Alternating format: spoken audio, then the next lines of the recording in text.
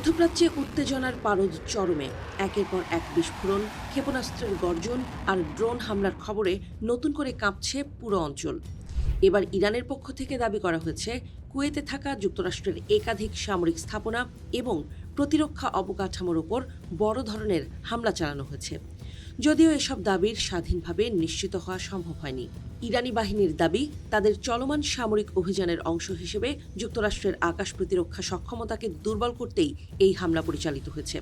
তাদের ভাষ্য অনুযায়ী কুয়েতে অবস্থিত দূরপাল্লার রাডার, যোগাযোগ কেন্দ্র, স্যাটেলাইট গ্রহণ ব্যবস্থা এবং ক্ষেপণাস্ত্র প্রতিরক্ষা রাডার লক্ষ্য করে ক্ষেপণাস্ত্র ও ড্রোন হামলা চালানো হয়। এতেই শেষ নয়। ইরানের দাবি, কুয়েতের আলী আল সালেম বিমান ঘাঁটিতে থাকা একটি MQ-9 ড্রোন হ্যাঙ্গারেও আঘাত হানা হয়েছে। এতে একাধিক ড্রোন ধ্বংস কিংবা গুরুতর ক্ষতিগ্রস্ত হয়েছে বলে তারা জানিয়েছে।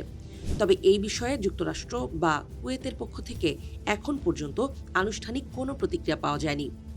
এর কিছুক্ষণ পর ইরানি বাহিনী আরও একটি বিবৃতি দিয়ে জানায়, আহমাদ আল জাবের বিমান ঘাঁটিতেও নতুন করে হামলা চালানো হয়েছে। তাদের দাবি অনুযায়ী সেখানে থাকা আগাম সতর্কীকরণ রাডার, ক্ষেপণাস্ত্র প্রতিরক্ষা ব্যবস্থা, FPS-117 radar, Patriot air defence system এবং স্যাটেলাইট যোগাযোগ ব্যবস্থাকে লক্ষ্য করে আঘাত হানা হয়েছে। ইরানি বাহিনী এক বিবৃতিতে জানায়, যুক্তরাষ্ট্রের রাডার ও আকাশ প্রতিরক্ষা ব্যবস্থার জন্য এটি ছিল একটি অন্ধকার রাত। একই সঙ্গে তারা হুঁশিয়ারি দিয়ে বলেছে, এরপর আরও শক্তিশালী এবং আরও ব্যাপক ড্রোন ও ক্ষেপণাস্ত্র হামলার জন্য প্রস্তুত থাকতে হবে। পরিস্থিতিকে আরও নাটকীয় করে ইরানের পক্ষ থেকে আরেকটি দাবি করা হয়েছে। তাদের ভাষ্য, জর্ডানে অবস্থিত একটি মার্কিন ঘাঁটিতে থাকা ক্ষেপণাস্ত্র প্রতিরক্ষা রাডার ধ্বংস করা হয়েছে এবং একটি F-15 যুদ্ধবিমান তার আশ্রয়স্থলেই আঘাতের শিকার হয়েছে। তবে এই দাবিরও স্বাধীন কোনো নিশ্চিত তথ্য এখনও প্রকাশিত হয়নি।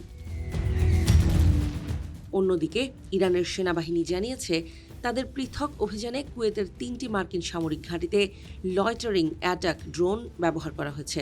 সেনাবাহিনীর দাবি, ক্যাম্প আরিফজানের প্রশাসনিক ভবন ও দিক নির্ণয় অ্যান্টেনা, আল উদাইর ক্যাম্পের হেলিকপ্টার পার্কিং এলাকা এবং আহমাদ আল জাবের বিমান ঘাঁটির সেনা আবাসন লক্ষ্য করে হামলা চালানো হয়েছে। ইরানের দাবি, যুক্তরাষ্ট্রের ধারাবাহিক সামরিক পদক্ষেপ এবং প্রতিশ্রুতি ভঙ্গের জবাব হিসেবেই এই অভিযান পরিচালিত হয়েছে। তাদের বক্তব্য অনুযায়ী সাম্প্রতিক মাসগুলোতে যুক্তরাষ্ট্র একাধিকবার সমঝোতা লঙ্ঘন করেছে এবং সেই কারণেই পাল্টা সামরিক ব্যবস্থা নেওয়া হয়েছে। তেহরানের আরও অভিযোগ, হরমুজ প্রণালীতে নির্ধারিত নিরাপদ নৌপথ এড়িয়ে চলাচলকারী জাহাজগুলোকে যুক্তরাষ্ট্র সহায়তা দিচ্ছে, যা আঞ্চলিক নিরাপত্তাকে আরও অস্থিতিশীল করে তুলছে। ইরান বলছে, এই ধরনের প্রতিটি ঘটনারই কঠোর জবাব দেওয়া হবে। এদিকে এই ধারাবাহিক পাল্টাপাল্টি সামরিক দাবির কারণে মধ্যপ্রাচ্যে নতুন করে বড় ধরনের সংঘাতের আশঙ্কা দেখা দিয়েছে। আন্তর্জাতিক বিশ্লেষকদের মতে, পরিস্থিতি দ্রুত নিয়ন্ত্রণে না এলে পুরো অঞ্চলের নিরাপত্তা, জ্বালানি সরবরাহ এবং বৈশ্বিক স্থিতিশীলতার উপর এর ব্যাপক প্রভাব পড়তে পারে।